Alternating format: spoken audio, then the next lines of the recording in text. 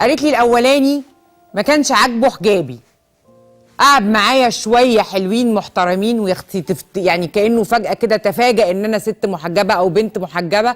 فقال لي بصراحه انا قعدت افكر كويس قوي قوي قوي قوي، فلقيت انه انا مش هينفع اتجوزك وانتي محجبه، مش هينفع اخرج معاكي وانتي محجبه، ممكن ناس تقول حاجه، ممكن اماكن ما نعرفش نخشها، فلو عايزاني اتجوزك اقلعي الحجاب. سبته. وبعدين قابلت واحد تاني، قلت بس هو ده العوض. من اول يوم وهو بيتكلم في خطوبه وجواز وعايزني وكذا وبتاع، وقد ايه فرحان وفخور بيا عشان انا عندي كارير وبشتغل وناجحه وثابته نفسي ومكسره الدنيا. اول لما ابتدينا نتكلم في الجد وقال لي وحاجه واعملي لي معاه مع مامتك وباباكي، قال لي بس انا عندي شرط واحد. ايه هو الشرط يا عم الحاج؟ الشرط ان انت تسيبي شغلك وتغيري كاريرك. قلت له يا حبيبي ما انت لسه كنت بتقولي من شهرين انت بتحبيني علشان انا قد ايه ناجحه، بنت ناجحه ومكسره الدنيا. قال لي لا، الحاجات دي حاجه والجواز حاجه تانيه. انا عايز الست اللي في البيت تبقى ست مسؤوله، انا مش عايز وجع دماغ. وعلى فكره لما تيجي تتكلمي معايا تتكلمي معايا في الكوارث، انت هتشيلي المسؤوليه كلها، وعشان تشيلي المسؤوليه كلها ما ينفعش بقى تكلميني في كارير بقى واندبندنت وومن والمراه العامله ورضوى الشربيني وكده. انت تنسي الكلام ده خالص، تشتغلي موظفة ليكي مواعيد عمل وتنسي بقى.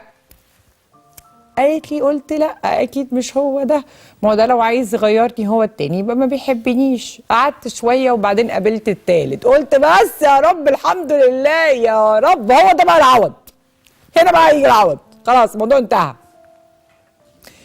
ايه بحبك وانا كمان بحبك، الحكايه الروايه مش عارفه ايه البتاع، انا عايزه اكلم مامتك وباباكي تاخديه ميعاد. قلت له فورا حاضر وخلاص الموضوع انتهى. كلمت مامتك وباباك؟ لا لسه هكلمهم. كلمت مامتك وباباك؟ لا لسه هكلمهم. كلمت مامتك وباباك؟ اختفى.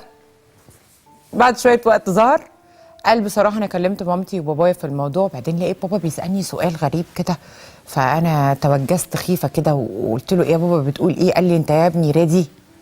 انت جاهز يعني؟ فقلت له يا بابا الحقيقه انا مش جاهز. واكتشفت ساعتها لما بابا سالني ان انا مش جاهز. فقلت له يعني انت عايز ايه؟ قال لي احنا عايزانا نكمل كده من غير جواز وخطوبه، يعني انا بحبك واحنا متشكرين وكويسين وبتاع. سبته.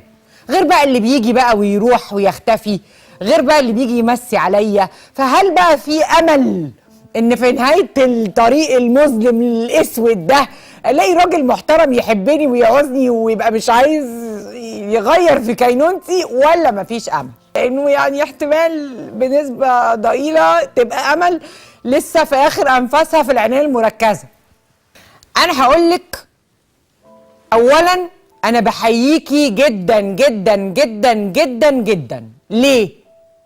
لانه اي ست اي بنت بتتغير عشان الراجل ما بيتجوزهاش قولا واحدا.